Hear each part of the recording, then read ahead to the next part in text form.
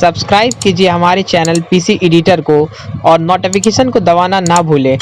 अब मसला जो मैं बता रहा था वो ये है, दो मसले मैं बताता हूँ, एक नमाज का एक वज़ू का है। अक्सर लोगों की ये शिकायत भी मेरे पास आती है, इस्तिंजा करके आए, पेशाब करके बाहर आए, वज़ू करने के लिए बैठे तो ऐसा लग रहा है कि कतरा टपक रहा है या पेशाब का कतरा फिर से निकल गया। ऐसे कई लोगों को होता है, फिर गए वो, फिर धो कर के आए, फिर लगा कि नहीं पेशाब का कतरा निकल रहा है। ये इत्मीनान नहीं होता कुछ लोगों को। हालांकि इस्तिंजा करें आप, पूरा उसमें इस्तिबरा है, यानी खांस करके हो या उठ करके बैठ करके पैर को मोड़ के किसी भी तरह से आखिरी कतरा निकाल दें, ये ठीक है। लेकिन उसके बाद आप वज़ू करने के लिए आए तब ये वसवसा आ रहा है, पेशाब का कतरा निकला, पेशाब का कतरा निकला। अब क्या हुक्म क्या है आपके लिए? एक नंबर 1 ये वज़ू का मसला, इसका भी हुक्म मैं बताऊं। दूसरा मसला सुन ले, नमाज 4 रकात ज़ोहर की पढ़ने के लिए खड़े थे या 4 रकात असर या इशा की, 2 रकात पढ़े, तीसरी रकात में खड़े हुए थे। अब शक होने लगा कि दूसरी है कि तीसरी है। तीसरी में खड़े थे, ये शक होने लगा ये चौथी होगी कि तीसरी होगी। ऐसा होता है बहुत सारे लोग। नमाज का एक मसला ये है। आप वज़ू का है, दोनों का हुक्म क्या है इससे मैं आपको अपनी ज़िंदगी के मुतालिक बताऊंगा।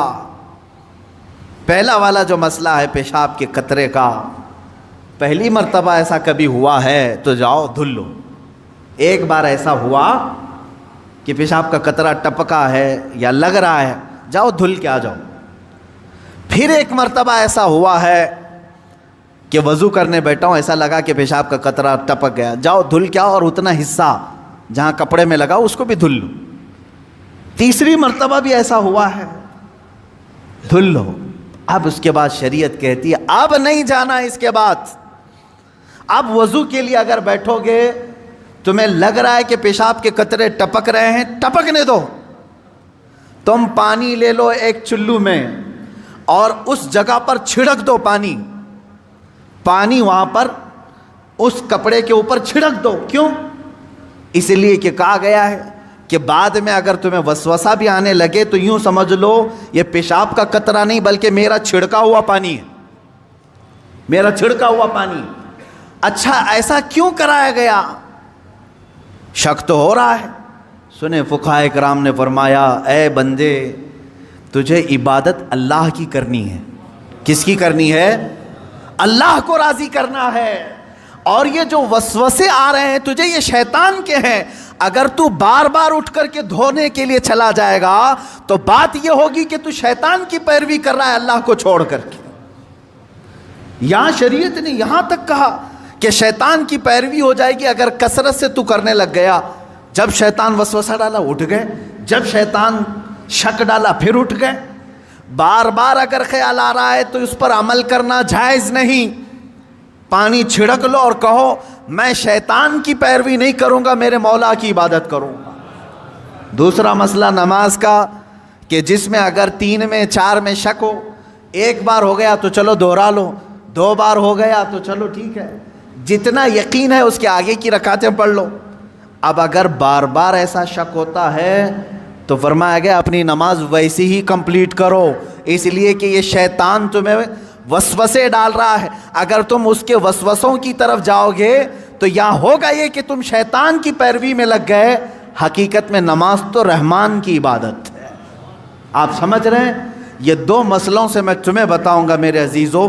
पूरी ज़िंदगी भर शैतान इसी तरह से करता है, तुम्हें अपने असली मकसद से डाइवर्ट करके किसी आम फजूल चीज़ में लगा देता है, फजूल चीज़ में लगा देता है।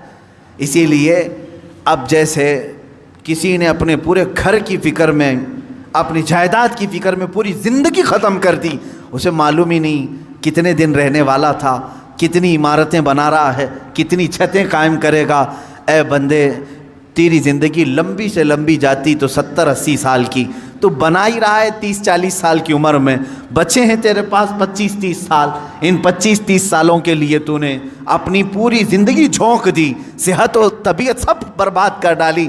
लेकिन جہاں 100 سال سونا ہے کہ 200 سال کہ 500 سال کہ 1000 سال، ہمیں معلوم نہیں قبرستان میں کتنا سونا ہے، وہاں کے لیے بندہ ایک رات کی بھی عبادت کرنے کو تیار نہیں، ایک تسبیح گھمانے کو بھی تیار نہیں، وہاں کی عمارت تیار کرنے کو بندہ تیار نہیں۔ یہ شیطان ڈائیورٹ کر چکا ہے تمہیں، تمہاری اصلی منزل تو وہ تھی، تمہیں لگا دیا کسی اور کام میں، تمہیں لگا دیا کسی اور کام میں۔ عزیزان گرامی، اسی لیے تو شاعر نے کہا تھا، آگاہ اپنی موت سے کوئی بشر نہیں، سامان 100 برس کا ہے پل کی خبر نہیں، 100 برس کے پلان ہے پل کی خبر نہیں۔ تو شیطان اس طرح سے جو ہر زندگی میں ڈائیورٹ کرتا ہے۔ اب میں آپ کو بتاؤں ایک چیز، جن چیزوں کو ہم سمجھتے ہیں کہ یہی کل ہے دنیا میں، نوجوان یہ سمجھتا ہے کہ ایک خوبصورت لڑکی مل جائے پوری زندگی ہے، دیکھو اسی پر تو شعر و شاعری کرتا ہے، اسی پر تو پوری محبت کے نغمے گاتا ہے، اسے معلوم نہیں کتنے دن کیا یہ عائش ہے۔ اور کچھ لوگ یہ سمجھتے ہیں کہ مال، گاڑی، کار، بنگلہ ہو جائے یہی سب کچھ ہے۔ تقریباً انہی میں ہم سب دوڑ رہے ہیں، انہی میں ہم دوڑ رہے ہیں۔ ایک بادشاہ نے اعلان کیا کہ آج میری عنایتوں کا دریا جوش میں ہے، میں خوب عطا کروں گا۔ لوگوں کو بلایا، ایک کوئی بندہ ایسا آ جائے جس کے لیے میں کہتا ہوں اپنے ہاتھ میں ایک چھڑی لے لے، لکڑی لے لے، اور وہ زمین پر دائرہ کھینچتا جائے صبح فجر کے بعد۔ اب وہ دائرہ کھینچتا کھینچتا سورج کے ڈوبنے سے پہلے پہلے تک جتنا دائرہ کھینچ لے گا وہ پوری زمین اس کے نام پہ کر دوں گا۔ دن بھر میں آپ کتنے ایکڑ کھینچ لیں گے؟ اگر فری میں مل رہا ہے تو کون چھوڑے گا؟ دائرہ کھینچنے کے لیے کہا کہ جو لکیر سے سرکل بنا لے، جتنا بنا لے گا، لیکن ٹائم ہے سورج ڈوبنے سے پہلے پہلے تک۔ اس میں سے ایک وزیر یا ایک سپاہی آگے آیا اور اس نے اپنے ہاتھ میں چھڑی لے لی، بادشاہ سلامت مجھے اجازت دے دے۔ اور بادشاہ نے کہا کہ اگر سورج ڈوب گیا تو پھر ایک بالشت زمین بھی نہیں دی جائے گی، یعنی 1 فٹ زمین بھی نہیں دی جائے گی۔ ہاں، سورج ڈوبنے سے پہلے پہلے تک یہاں پر دائرہ مکمل کر۔ اب وہ نکلا چھڑی لے کر کے، لکیر کھینچتے کھینچتے، اسے بہت بڑی زمین چاہیے تھی، اتنی بڑی کہ اس سلطنت میں کسی کی نہ ہو، جب فری میں مل رہی ہے۔ کھینچتا کھینچتا وہ گیا، کافی دور تک چلا گیا، دوپہر ہو گئی، تھک گیا، کچھ دوڑا کچھ چلا۔ اب جب دوپہر ہو کر سورج ڈھلنے لگا تو اس نے سوچا واپس ہو جاتے، چونکہ جہاں سے میں دائرہ کھینچا ہوں وہاں تک لا کر کے لکیر کو ملانا ہے، اتنی زمین میرے نام پہ۔ اب واپس ہوا، اب یہ کتنے کلومیٹر کی زمین گھیرا تھا واللہ عالم، دوڑا تھا اس نے صبح سے لے کر دوپہر، نہ کھانا ہے نہ پانی ہے، دوڑ رہا تھا۔ دوڑتے دوڑتے سورج پیلا ہو گیا، عصر کا وقت آ گیا۔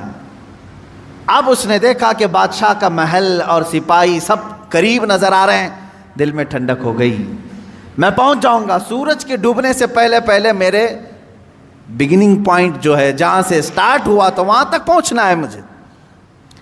لیکن تھک گیا تھا، آزا جواب دے رہے تھے، نڈھال ہو گیا، شاید آدھا کلومیٹر یا 1 کلومیٹر باقی رہ گیا ہوگا، چلنے کی سکت نہیں رہی۔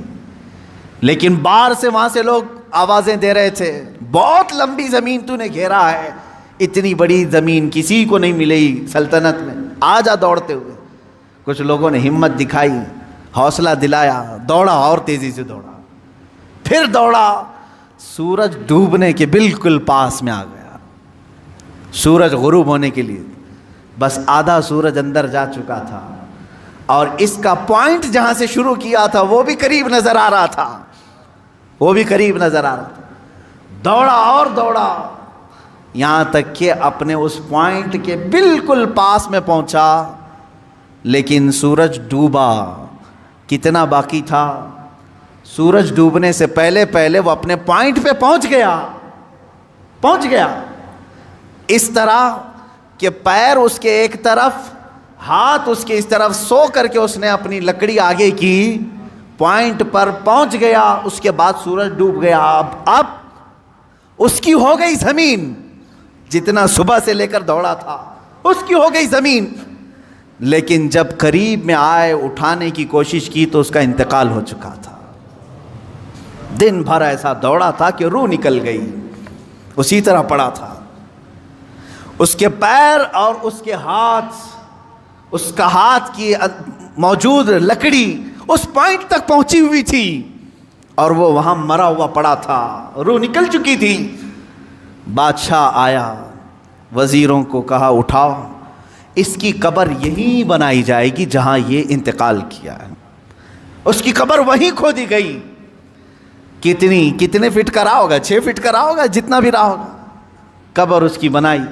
بادشاہ نے ایک بہت تاریخی جملہ اس کی قبر پر لکھا، کہا کہ اس کو ضرورت صرف 6 فٹ کی تھی، دوڑا پورے دن بھر، اس کو اتنی ضرورت تھی اور دوڑا اتنا کہ اپنی موت کے منہ میں چلا گیا، موت کے منہ میں چلا گیا۔ یہی ہماری زندگی ہے آج، تقریباً اسی کی طرح ہم بھی کر رہے ہیں، اتنا دوڑ رہے ہیں پتہ ہی نہیں چلتا کہ کہاں موت آ گئی۔ تمہیں ان تمام چیزوں کی ضرورت ہی نہیں تھی جس کے پیچھے پڑے ہوئے ہو، سب تو اللہ نے لکھ کر کے بھیجا ہے۔ ارے میاں تم اپنی ماں کے پیٹ میں 100 دن کے نہیں تھے، تب اللہ نے فرشتوں کو بھیج کر کے لکھوا دیا، اسے اتنا رزق لکھ دو، اسے اتنے اولاد لکھ دو، اسے اتنی خوشبختیاں لکھ دو، سب لکھا جا چکا ہے۔ جو ملنا ہے اس پر ہم پوری زندگی کیوں داؤ پر لگائیں؟ ہمیں تو اس مولا کو راضی کرنے کے لیے زندگی خرچ کرنی چاہیے، ہم وہ نہیں کر سکے۔ میں یہاں چند بزرگوں کی بات بتا دوں، اللہ والے، کیا دنیا میں انہوں نے کچھ حاصل نہیں کیا؟ مخدوم علی شاہ مینا رحمۃ اللہ تعالیٰ علیہ، محمد شاہ مینا رحمۃ اللہ علیہ، لکھنؤ کے بڑے بزرگ، ان کی سیرت میں نے پڑھا۔ جانتے ہیں عبادت بھی کیسے کرتے تھے؟ اللہ اکبر، رات کے وقت کھلی دیوار جو ہوتی، کمپاؤنڈ جیسے ہوتا ہے دیوار کے اوپر کھڑے ہو جاتے تھے، عبادت کے لیے کھڑے ہوتے تھے، ادھر بھی نیچے ادھر بھی نیچے، بیچ میں دیوار ہے، کھڑے کھڑے عبادت کرتے تھے رات تک۔ لوگ کہتے کہ حضور مسجد ہے، نیچے صحن ہے، آرام سے کریں۔ کہتے جب آرام ملتا ہے تو نیند آ جاتی ہے، آرام ملتا ہے تو نیند آ جاتی ہے۔ میں دیوار پر کھڑا ہوتا ہوں اور رات کو نیند آتی ہے تو کبھی کبھار دیوار سے گر جاتا ہوں۔ تو کہا گر جاتے ہیں پھر بھی کھڑے ہوتے ہیں؟ کہا ہاں، جو جسم غافل ہوگا اس کی سزا یہی ہے کہ وہ دیوار سے گرایا جائے، جو اپنے مولا سے غافل ہو اس کی سزا یہی ہے کہ اسے گرایا جائے۔ یہ اللہ والے تھے جو لمحے بھر کے لیے غافل ہوتے تو اپنے جسموں کو سزا دے دیتے تھے۔ حضرت سیدنا ابو بکر شبلی رحمۃ اللہ تعالیٰ علیہ، یہ ہمارے سلسلہ قادریہ کے بڑے بزرگ ہیں۔ بحر شبلی شیر حق دنیا کے کتوں سے بچا، ایک کارک عبد واحد بے ریا کے واسطے، ہم شجرہ میں پڑھتے ہیں ان کا نام۔ حضرت ابو بکر شبلی رحمۃ اللہ علیہ بغداد شریف کے بزرگ ہیں۔ سیدنا امام اعظم ابو حنیفہ رضی اللہ تعالیٰ عنہ کے پڑوس میں دفن ہیں۔ آپ جب رات کو ذکر الہی کے لیے کھڑے ہوتے یا عبادت کے لیے کھڑے ہوتے، ایک مرتبہ ایسا ہوا کہ آپ کو جھپکی آئی، نیند آئی۔ یہاں تو لوگ رات تو چھوڑے جمعہ میں سوتے ہیں، بہت سارے لوگ تو جمعہ میں اپنی نیند کمپلیٹ کر کے آتے ہیں، پتہ ہی نہیں چلا کہ امام کب کھڑا ہوا، اقامت کب ہوئی، خطبہ تو پورا نیند میں چلا گیا۔ واللہ عالم سوتے ہیں یا پھر کشف کرتے ہیں، مراقبہ کرتے ہیں، چوتھی منزل پر پہنچتے ہوں گے۔